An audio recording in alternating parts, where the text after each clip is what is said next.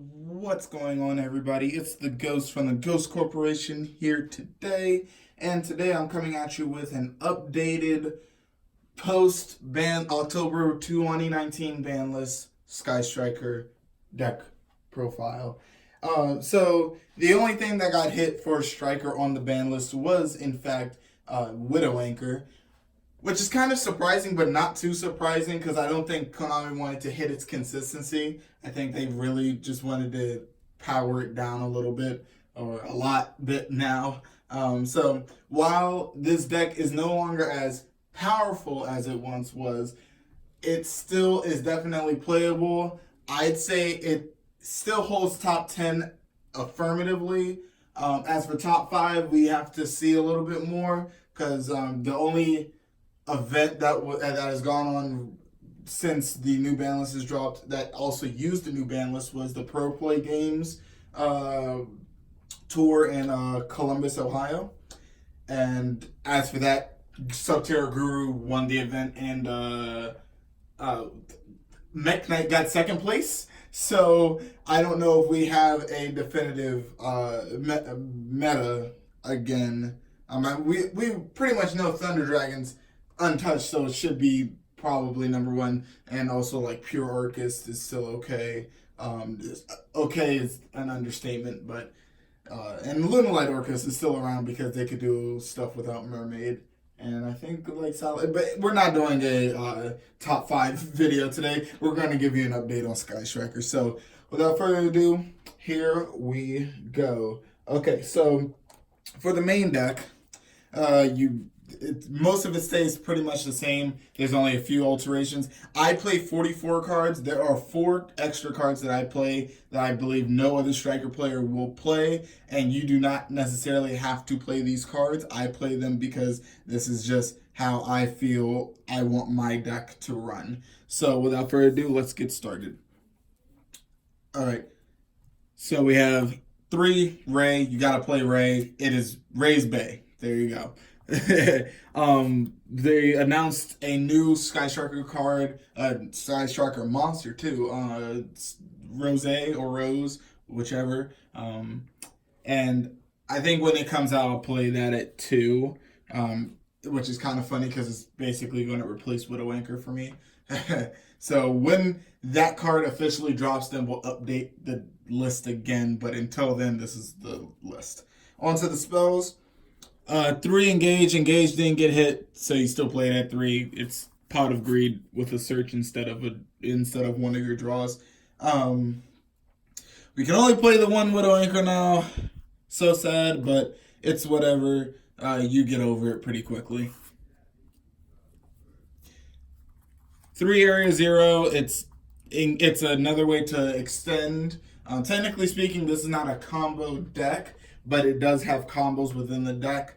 So, yeah, this is one of your quote-unquote extenders or starters. It can be either one. I prefer to use it as an extender, but if I need it and I don't have, like, an engage, then it will be a starter. So, 3 of that. 3 Called by the Grave. You play it because people ash you, people bell you, people veil you, people everything you. So you play 3 Called by the Grave. It's crazy, and you'll see why that kind of conflicts with something else that is in the deck. But at the same time, you probably won't see both of these in the same instance, and if you do, well, you can fix that by playing it correctly. But other than that, we'll get to that when we get to that. We play 1 Hornet Drones, it's at 1.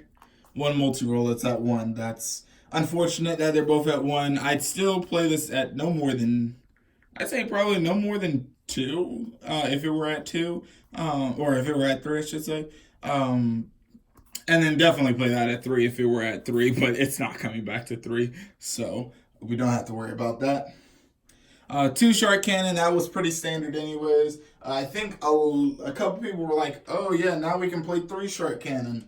Yeah, no, it's good, except it will make a monster be stuck on your field, and it won't be able to attack, so it's not really putting in much work.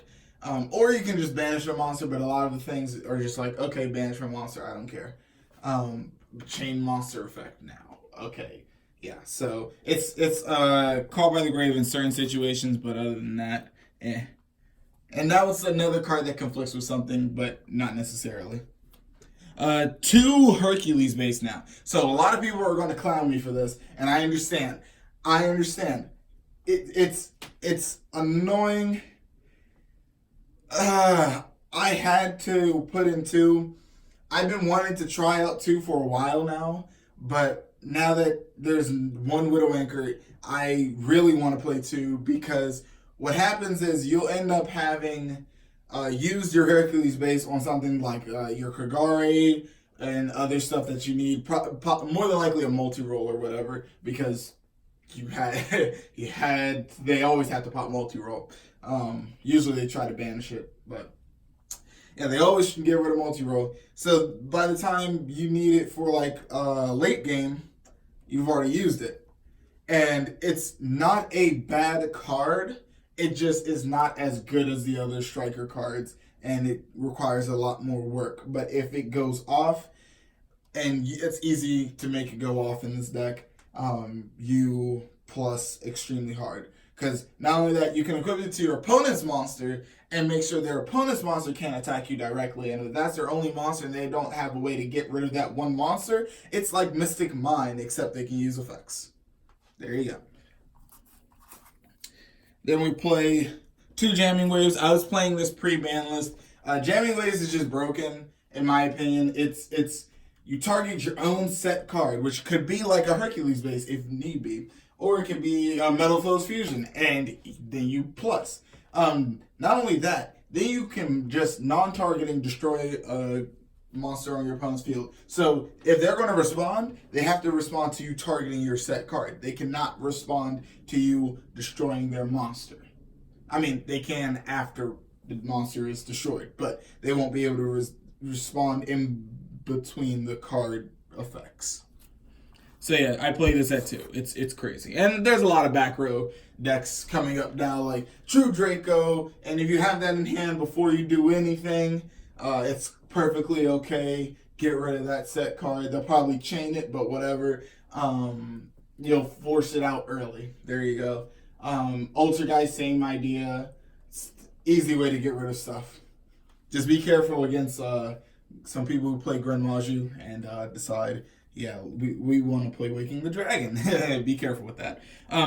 2 Eagle Booster. I started playing this at 2 with the new ban list because 2 is actually really good. It's ideally it's just to save you at this point. The Widow Anchors usually were the thing they use to both save you and give you game. One of those elements has been taken away, which is the give you game part. But the saving part, you can still use Eagle Booster and just say, okay, yeah, your monster can attack all monsters I control once each. Yeah, sure. Yeah, but my monster will never be destroyed. So, yeah. First of all, gets over Ultimate Conductor Tyranno. They can't run over the monster. They can't send the monster. It's just stuck there. Makes it unaffected by card effects anyways. So that's really cool. You chain this if they chain like Veiler or anything on your Kagari, and it's broken. One Afterburners is not as good as Eagle. I almost said Eagle Booster. Actually, I did say Eagle Booster. It's not as good as Jamming Waves because it targets the monster, and a lot of monsters say cannot be targeted. But it does blow up back row without targeting. So you just, okay, yeah. And it doesn't have to be face up. That's the only thing. With Jamming Waves, it has to be a face down spell or trap. With Afterburners, it has to be a face up monster. That's why I feel like this is not as good. But it does destroy any type of spell or trap, whether it's face down or face up. So then people hate me, but I have to do it. 3 Mystic Mind. You kind of have to. It's how the deck operates at this point, because realistically, you need to be able to completely shut them down to the point where they have to use a lot of resources to get over you, and you need at least another turn or two. You just drop Mystic Mind and be like, okay. It's also a good way to bait out negates against decks. Well, I would have said Pendulum, but I don't know how the Pendulum matchup's going to be now that Agar Payne's gone. I'll have to ask James and Kevin on that. Um, but, anyways, yeah, you drop Mystic Mind, you bait out negates. There you go. If they don't negate it, you're free to go, type thing. I know people hate me for that though, but Mind Striker's pretty much the way to go. I don't play hand traps, so that's the reason why I'm playing the Mind version. If I played hand traps, I would not play the Mind version at all. But I feel like the Mind version is also better. Two Foolish Goods, one Confusion. It's self-explanatory. Send that. Shuffle it back.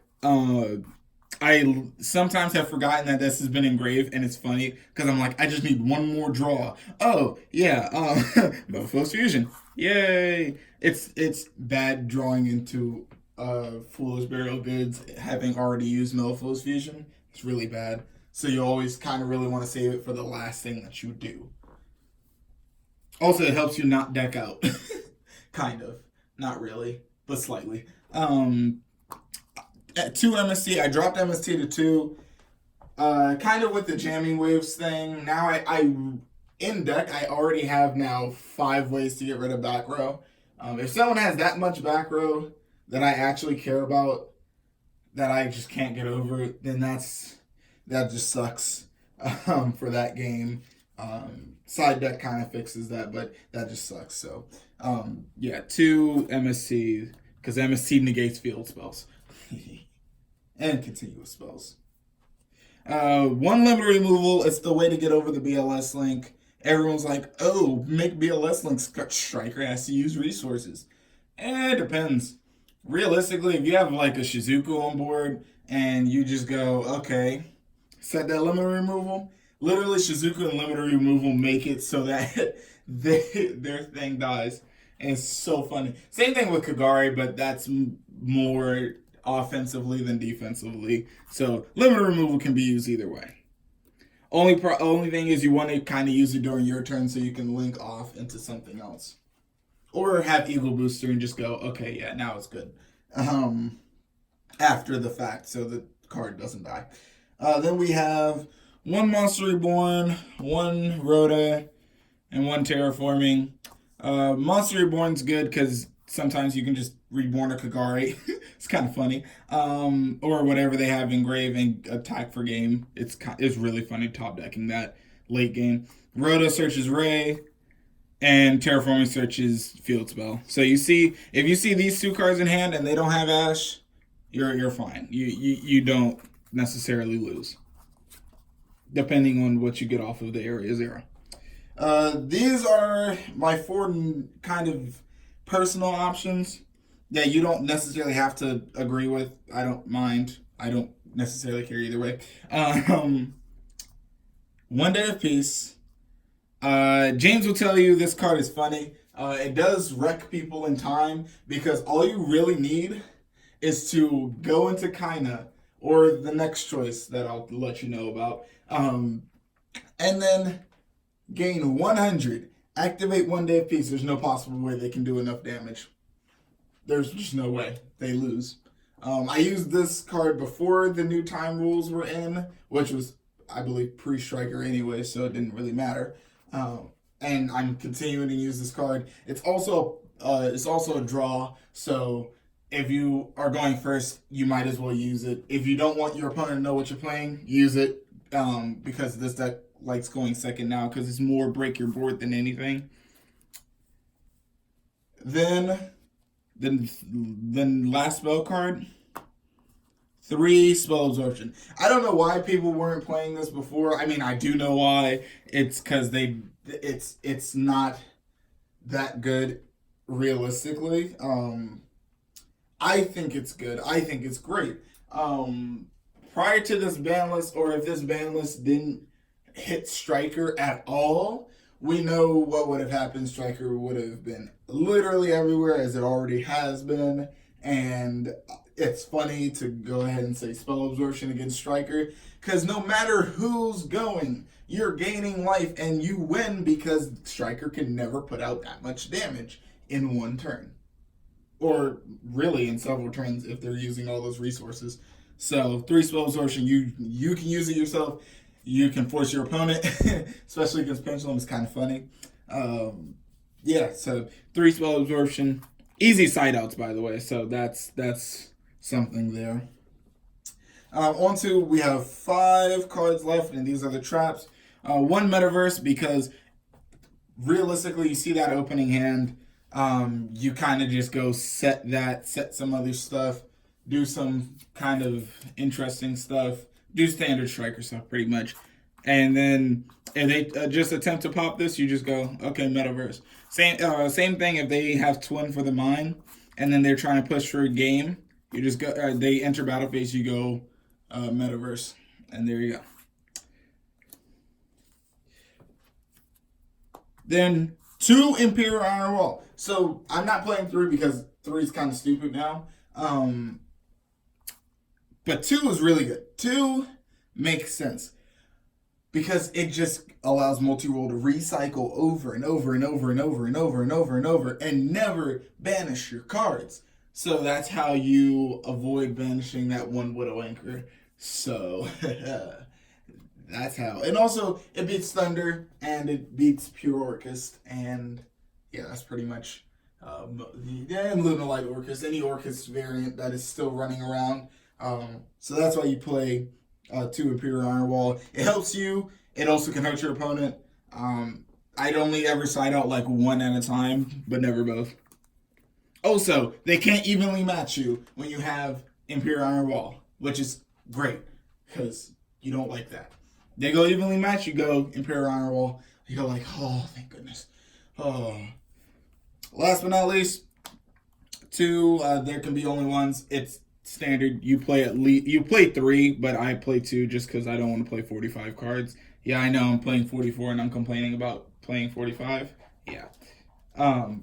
Onto the extra deck. I know it's been a long video, but I'll try to hurry up. You play 1 Kagari, 3 Shizuku, 3 Hayate, 2 Kaina. This is standard. It's always been this way as long as Kagari has been at 1. And yeah, Kaina for game, Hayate for game, Shizuku and Kagari both. Yeah, they're good. 1 Hida because and also 1 Nightmare Phoenix because you usually will steal their Phoenix out the grave. It's funny against Salad because they do the exact same thing. They do like the exact same type thing, and Hida will allow you to link climb into higher stuff. So, I mean, you do have to waste a Kagari or like something like that you Monster Reborn or whatever. But sometimes you can grab really great things. 1 Barricade Board Blocker. It's really good at protecting that multi-roll and a Mystic Mine, by the way. So it's kind of funny. If you have this plus Mystic Mine and you can continue playing, they really can't do much unless they have 1 monster on board by the end of the turn. And then Mystic Mine dies by its own effect. But it's funny because on summon they can add something from grave to hand during end phase, even if this card would leave the field. It's kind of a better Shizuku in that way. In that way, only. 1 Topologic Bomber because it's bomber, blow up boards, boom. And then push for game. Dingirsu because sending instead of, destruction. And last, 1 Cowboy because Cowboy for game. It's happened many times. So, yeah, especially when Rosé's out, this is back in there as a complete staple. Yeah. Last but not least, and quickly we'll go over the side deck. So I play 2 Winter Cherries because I'm still scared of Striker. scared of other striker players. I'm not really scared of them, to be honest, but I'm more concerned that there will be an abundance of them. Although not really so far, because the ban list has made everyone scared of playing striker. One Pankratops, you kind of only really need one. If you see it, you see it. If you don't, you don't. One sphere mode, because it's funny to sphere mode pendulum players and anyone who over commits to a board. Two Dark Ruler no more, same idea. Pendulums, anything that's all front row negates. Yeah. Then we have two Cosmic Cyclone. Cosmic Cyclone basically is the extra back row removal. And yeah, if you are going against back row heavy, you side this in. If you're going at the time, you side it right back out. We're going to skip the last spell card for now, and we'll get back to that because it's a kind of niche card. One summon limit, I'd probably play it at 3 if I weren't playing 2 of these. I definitely played 3 of these over the 2-1 thing. I just didn't. It's been kind of interesting. Because you kind of really want to see summon limit because it doesn't hurt you as much. It hurts them very much. 3 red reboot because anything back row related. And then during your turn, you just blow it up. Or if it's already your turn when you're activating, blow all your opponent's back row up. Last but not least, here's a last spell card in our side deck. Clashing Souls. It is the funniest way to get over that BLS link. Oh my gosh. It completely wipes that card and their entire board out, and that's why we also have spell absorption, because we gain so much life. If you don't know what Clashing Souls does, basically Clashing Souls says, okay, whoever has more life, or whoever has the guts to pay more life, ends up sending all other cards in your opponent's field to the grave after that monster is destroyed by battle. Yeah, exactly. So, and you pay in multiples of 500 and it increases the attack, I believe, by 500 each time. And it just keeps going back and forth until someone's like, okay, I'm done. So, yeah, Clashing Souls. Very broken.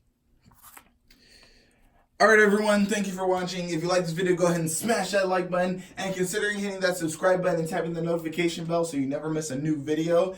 Just wanted to let y'all know we do have a Patreon. We have a link it's going to be a link in the description below, and it's also going to be on our channel if you're watching this online. So please try to help us out. The more we have, the better we can help serve you. Pretty much, that's yeah. The more we have, the better we can serve you, because that's our quote unquote duty as a YouTuber, an online influencer, YouTube influencer. There we go. So, anyways, this has been the Ghost from the Ghost Corporation, coming at you with a updated Sky Striker deck profile. See ya.